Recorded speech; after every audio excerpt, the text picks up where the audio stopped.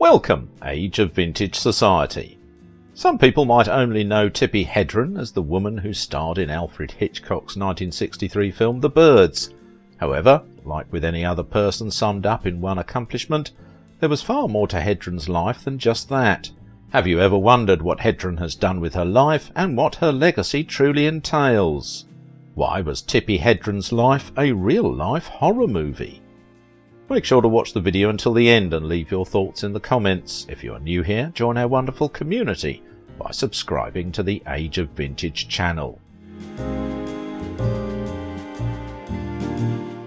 Hedren sets the record straight, recalling how a young and virtuous Lutheran girl from small-town Minnesota became a worldwide legend as one of the most famous Hitchcock girls, as an unwavering animal activist, and as the matriarch of a powerful Hollywood dynasty. She is the only actress to have worked under the direction of both Alfred Hitchcock and Charlie Chaplin. The only other performer to have Chaplin and Hitchcock films on their resume was Norman Lloyd. For decades, Tippi Hedren's luminous beauty radiated from the silver screen, enchanting moviegoers and cementing her position among Hollywood's elite. Beauty and star power that continue to endure. For too long, Hedren's story has been told by others through widespread gossip and tabloid headlines. For the first time, we dig deep into her complicated relationship with the man who discovered her talent, the benefactor who would become a repulsive and controlling director who contractually controlled her every move. She spoke openly about the dark pain she endured working with him on their most famous collaborations, The Birds and Marnie, and finding the courage she needed to break away. When it came time to film the horror film The Birds, it turns out that the real monster for lead actress Tippi Hedren was the film's director, Alfred Hitchcock. Hitchcock famously became obsessed with Hedren, stalking her throughout the production and isolating her from the cast and crew while whispering obscenities at her. When she, big surprise, didn't take kindly to this kind of treatment, Hitchcock sabotaged her career behind the scenes. Sadly, this kind of thing just happened in old Hollywood, and there was not much for actresses like Hedren to do about it. Tippi Hedren was born to the couple Bernard Carl and Dorothea Henrietta Hedren on January 19, 1930. She was born in New Ulm, Minnesota. Hedren's parents were of German and Scandinavian background. Her father, Bernard, was a store owner by trade, while her mother, Dorothea, worked as a schoolteacher. Hedren's grandparents were refugees from Sweden, and her maternal lineage was from Germany and Norway. Bernard Carl owned a general shop in Lafayette. He called Hedren Tippi. The family shifted to Minneapolis when Hedren was 4. She took part in the fashion shows of the departmental stores. The family shifted to California when Hedren was studying in high school. She joined Eileen Ford Agency in New York on her 20th birthday. She made an appearance in a musical comedy, The Petty Girl. She in her early days was not keen on acting in films, as she thought she might not make a successful career. More so, she was having a successful modelling career in the 50s and 60s, performing on the front page of Life, the Saturday Evening Post, McCall's and Glamour. The family settled in San Diego, where Hedren finished her secondary education at Huntington Park High School.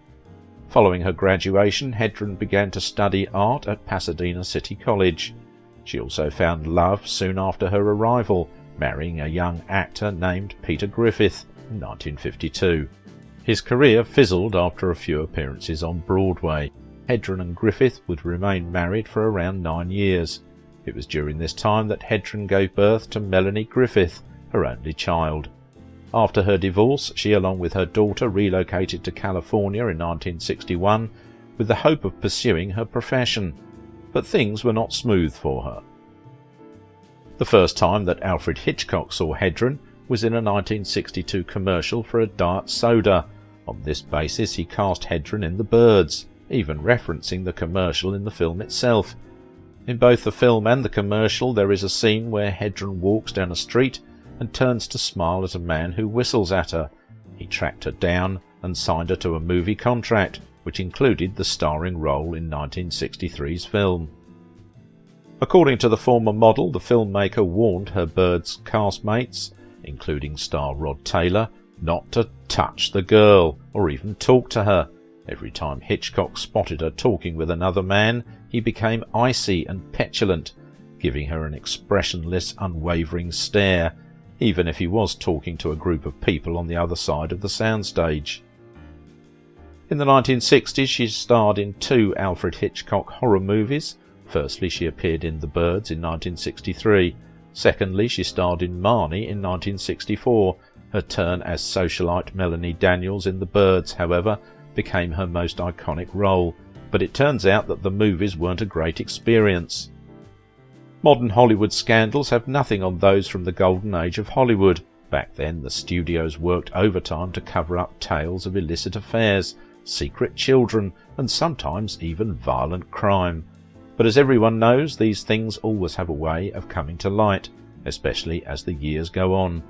From the early days of silent film up to the heyday of starlets like Marilyn Monroe in the 60s, there was nearly always a juicy scandal playing out behind the scenes of some of cinema's most iconic films.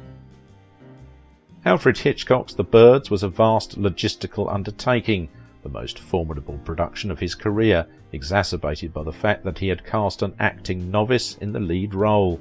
Having been led by Hitchcock step by painstaking step through the entire script, Tippi Hedren navigated the filming well and produced a remarkably accomplished debut performance in a film that migrates from romantic comedy to shrieking horror.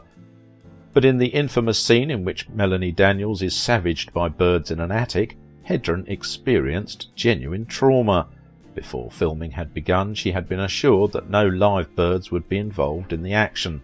The most terrifying thing she'd have to contend with were a few mechanical ravens. But as the day approached, it became obvious to Hitchcock and his team that it would be impossible to capture the realism and intensity they were after without the use of real animals. They were then chained to her body and hurled at her by heartless crew members over not a couple of hours but 5 full days. They pecked at her face relentlessly, leaving her covered in scars. All the while the director did nothing to alleviate her fear. He just stood there and watched approvingly as his cameras captured her look of sheer terror. It wasn't so much the birds that unhinged Hedren, it was Hitchcock. After such a terrifying experience, the actress was deeply traumatized and signed off work by her doctor for 5 days. So why did the director, celebrated for such classic movies as Vertigo, North by Northwest and Psycho, behave in such a sadistic fashion towards the star of Birds? Hedren herself and surviving members of Hitchcock's crew suggests that the root cause of his cruelty was love. He had this cliched ideal of a woman. He found this amazing woman who had never acted before and thought he could mould her. In his mind he was creating the perfect woman. He even told Tippi what lipstick to wear. At first she adhered to it, unaware that it was not something that usually happened on a film set. Gradually he became more and more obsessed with her. Hedren stole the spotlight at the 1963 Cannes Film Festival, looking every bit the quintessential Hollywood starlet alongside Hitchcock. But under the surface things weren't as glamorous as they seemed. She's since spoken out about the famed director, revealing that he threatened to ruin her career if she refuses his advances. It became such a problem for me that I demanded to get out of the contract, and he said, "Well, you can't. You have your daughter to support and your parents are getting older." And I said, "They wouldn't want me in a situation in which I'm not happy." And he said, "Well, I'll ruin your career." And he did. He just kept me under contract, paying me my salary, she explained. A lot of directors and producers wanted me for their film, but to get me, they had to go through him.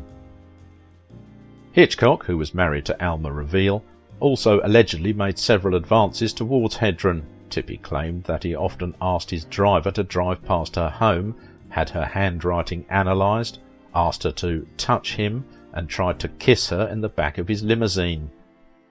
"It was an awful, awful moment," she said, adding that she didn't tell anyone at the time because this kind of harassment and stalking were terms that didn't exist in the 1960s. For her turn in The Birds, Hedren earned the 1964 Golden Globe for the Most Promising Newcomer. Her last film with Hitchcock was her titular role in 1964's Marnie. his self-described mystery, in which she starred as a compulsive thief with a fear of the colour red opposite Sean Connery. His inappropriate behaviour continued on set, where she claims Hitchcock installed a secret door that connected his office with her dressing room. When he recruited her after spotting her in an advert, Hitchcock believed that he could shape the 32-year-old as if she were a figurine made out of plasticine. Ignoring the warnings of his long-suffering wife Alma, he soon fell head over heels in love with this untouchable Nordic blonde. But when she spurned his advances, the director's passion soon turned to spite. Hitchcock became the worst type of stalker boss. He had Hedren's handwriting analysed and ordered his assistants to follow her home to make sure she wasn't seeing any other men. Hedren refused to work for the director again, and as she was under contract to him for 7 years, that spelt the end of her career. It's a deeply disturbing piece. Tippi wouldn't play the game. When she refused to reciprocate and stuck to her own moral code, she became unattainable to him, and of course the more she became unattainable, the more he wanted her. You always want what you can't have, especially someone like Hitchcock, who had no self-esteem. The fact that he loved this goddess who shunned him confirmed all his worst feelings about himself, so he resolved to make her feel very uncomfortable. For instance, he would recite very crude limericks designed to shock her just as she walked past. He inflicted deep psychological damage on her. Perhaps the most shocking of all was the way in which Hitchcock wrecked her career after she rejected his suit. He wouldn't work with her after Marnie, but he wouldn't let anyone else work with her either. She was his, and if he couldn't work with her, then no one else could either. By the time she was released from her contract after 7 years, she had missed her window. You would feel complete resentment about that, wouldn't you? Her rejection of him was very upsetting for Hitch. He really loved her, and it's terrible to love someone who doesn't love you back. He behaved very, very badly, but look at the poor old thing and what brought him to that point. Alma was very tolerant. She mothered Hitchcock because she was like a bloody child. He was a bloody idiot with Tippi. People should have told him, just make the bloody film and go home. But he was delusional. People say he was vulnerable. Oh, for goodness sake, don't be mealy-mouthed about it. He just needed to grow up. That may sound unkind, but it's realistic. There again, if he had grown up, he wouldn't have been such a brilliant filmmaker. All his many flaws made him the great director he was. Finally, do any directors behave in such a dictatorial way today? Hitch was so controlling, but a crew these days wouldn't stand by and let it just happen. If a director behaved like that nowadays, there'd be a harassment lawsuit. If you liked this video, don't forget to give it a thumbs up, subscribe if you're new here, and if you want to support my work, please visit my Patreon page. Now it is your turn. What do you think about the life and legacy of Tippi Hedren?